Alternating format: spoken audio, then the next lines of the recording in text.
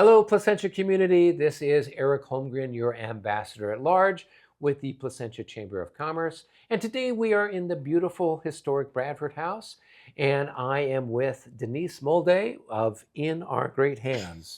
How are you doing today? I'm doing well, thank you. Nice to meet you. This is, I think, the first time I've met you. Yes, it is, Yeah. actually. It's wonderful. Well, good. Well, tell me a little bit about yourself and a little bit about what it is that you offer. Oh, definitely. I am, well, my background, I'm a nurse. Okay. I've been a nurse over 30 years.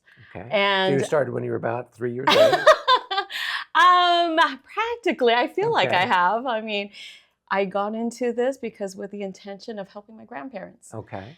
And I've been a public health nurse since I've graduated from Long Beach State. And it's been a wonderful, wonderful journey. Been in public health, did home health, and then found my way into elder care. And for the reason of trying to help my grandparents out. And when my grandfather got sick in the hospital, I felt like I think I could do better. And I just put myself into it and just saw the need that there were other grandparents out there Right. who just needed the help. And seeing how my family struggled with trying to make sure he was well taken care of. That's where I felt that I needed to be more be there for Right. them. Right. Yeah. So the sort of services that you offer, is it like a little residential nursing home, or tell me a little bit about the facility or the services that you do? Right. Yeah. It's basically a resident home. Like it's as if you're going back home. It's just a house. Okay. And we have 6 residents. Right. We typically identify them as residents, but basically they're just roommates in a Okay. house. And we provide the care and social gatherings with them, making Right. sure that they're okay. Our staff is there 24/7 to provide those necessary social and medical needs if necessary. Oh, non-medical needs if necessary. Okay. Yeah, we're a non-medical facility, so we're there to help the families take care of their loved ones. And typically, what's the situation for most of the residents then? Are they a particular age, or they've reached a certain part of infirmity where they can't like live on their own anymore? They need more assistance than their families could give them. What's Oh, the typical situation? oh yeah, definitely. What happens is that we usually have our age range of 60 years and plus, basically, and a lot of our individuals come either that, like you said, they can't stay home by themselves, beginning stages of dementia and Alzheimer's, or even sometimes it's respite care where families are going on an extended vacation and mom and dad aren't able to do that extended travel. Right. So they're able to stay with us on a short period of time. Oh, okay. Yeah, and we're there to help them through that transition, and I call them journeys. Okay. And then, or they're with us for hospice care. Ah, okay. So we could have their end of life journey with us. Okay. All right. Well, good. It sounds like it's a challenging activity. I don't call it challenging. I more call it fulfilling. Fulfilling. Okay. Yeah, it's been my passion, and everybody who comes into our home, it's one that not everybody can do, that we come to find, but it's something that our motto has always been like, they took care of us. Right. Now it's our time to step up and take care of them. Okay. Okay. Well, that's good. It sounds like you're approaching it you're the right person for what you're doing. I hope so. I don't know if I'd have the patience necessarily for some of that stuff.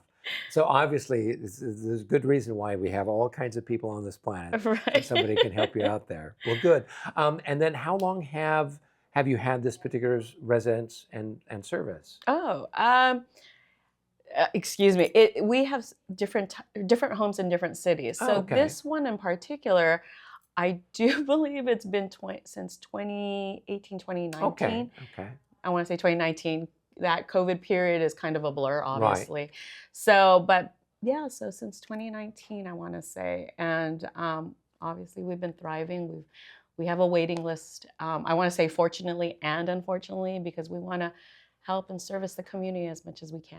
So we have one here in Placentia. Is in Yes. Montevideo, is that the street Yes, that it's it on? is. Okay. It's on Montevideo. All right. And then you have others that are in neighboring cities or other parts of Orange County? Yeah, so we actually are developing one in Yorba Linda, which is basically on the next street over, Okay. technically, and city of Long Beach, and other neighboring cities like Okay. Anaheim and other counties like LA County. Okay. Okay, good. Yeah.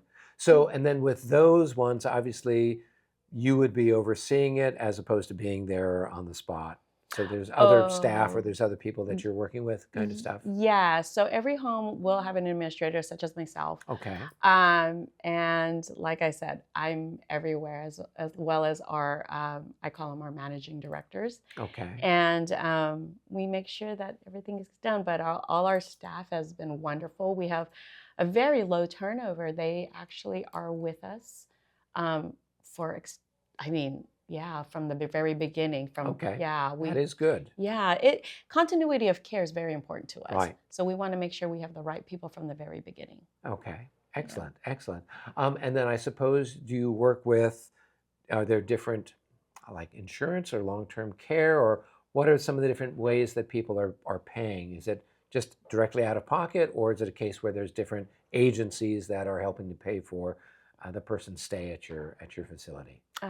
Oh, that's a very good question because what we do is almost, how do I say? It's almost like as if a lot of people don't know about the services that they're able to get. Right. Or, financially, it's very hard to figure out all the red tape of the system. Right. And so we do work with some insurances that provide this type of care. And they're able to provide that financial assistance, like assisted living waivers. Okay. There's a benefit that is provided by the state according to what the individual makes. Okay. A lot of people aren't aware of that. Yes. And then there's insurances like, I do believe like Innovage or CalOptima in Orange County that are able to assist too in helping out. It just really depends on the individual's income. But what I like to point out in regards to our services is I always say, like, just because you reach out to us and say you're able to financially afford us or anything like that, we help with that. There's also payment programs with us, payment plans, because we understand how expensive it could get. Right. I mean, I personally have one of my grandmothers in one of our care homes, just because all of us have 2-story homes. Right. And she can't make it up the stairs. And we're able to help her in one of our homes. And I'm still paying out of pocket myself. So it's one of those things that we try to help families with. Right. To help out with that. Okay. Well, that's important because I know it can be very challenging. Oh goodness, yes. with the care and everything else. Yeah, definitely. So, we try to help out, and should they not choose us just for location or the type of care that's needed, we're able to reach out to other of our, I say colleagues to see if they could help. Okay. Well, good. Yeah. Well, that sounds exciting. Although I'm not looking forward to that in my own future, but it's nice to know that there are caring people out there who are much, much younger than me and who will put up with all kinds of nonsense to take care of us. It's not nonsense. It's just, a journey. There you go, a journey. That's it. It's the right attitude. I think that's what it is. Speaking of which, as you know, with our chamber chats, we're talking to people about business challenges and then how you overcome it. So what's a typical type of business challenge that you're facing, with your particular situation in your business? I'd have to say it would have to be dealing with a lot of red tape. Okay. Having to deal with a lot of like state licensures, city permits, things like that. When we're dealing with a lot of the government officials or government departments that we have to get these permits with, you almost have to just put a smile on. It is so difficult to try and get the things that you need right away. And the push to get your business moving forward gets a little bit, tend to get a little anxious. So I always say, you know what, if you have a lot of patience, you go in there with a smile all the time, as difficult as it may seem on a Monday even. Right. You just have to try and see how you could work with them a lot easier. Our disposition and our behavior can effectively, affect the person on the other side of the counter. Okay. And in all actuality, they're just there to help, and that saying that don't shoot the messenger is really true, Right. But if you go in there, they are literally there to help. And technically they tend to be your cheerleaders. When I go into building departments, they're always like, Denise, we're rooting for you, Right. and what can we do to help, if you get that relationship going from the very beginning, just, even with the saying, hi, good morning, Right. it makes a huge difference. Well, there you go. And you get everything started. There you go. It's not guaranteed Not that it's going to work, guaranteed. but it does make it a little easier. It does. It Yeah. does. Definitely. It's not 100%, but it's a good start. There you go. Well, if nothing else, you will feel better about yourself in the process. Oh, I'll be able to sleep. Yeah. Yeah, because otherwise, if you can't make it go any faster or do anything, you can't do anything about that. Yeah. So the best thing you can do is just have as good an attitude about it as you can, I guess. Yeah, So, definitely. cool. That's the way to go, right? Well, terrific. Denise, it's been wonderful to meet with you and talk with you, learn more about your business. Before we wrap things up, is there anything you'd like to share with a wider community out there?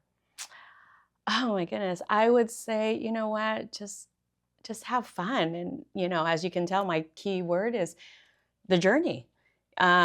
Enjoy the journey, create legacies for yourself, for your family, for your community, and, stay blessed. There we go. And with that very positive note, we are going to wish everyone a great and wonderful time until our next episode. Be well.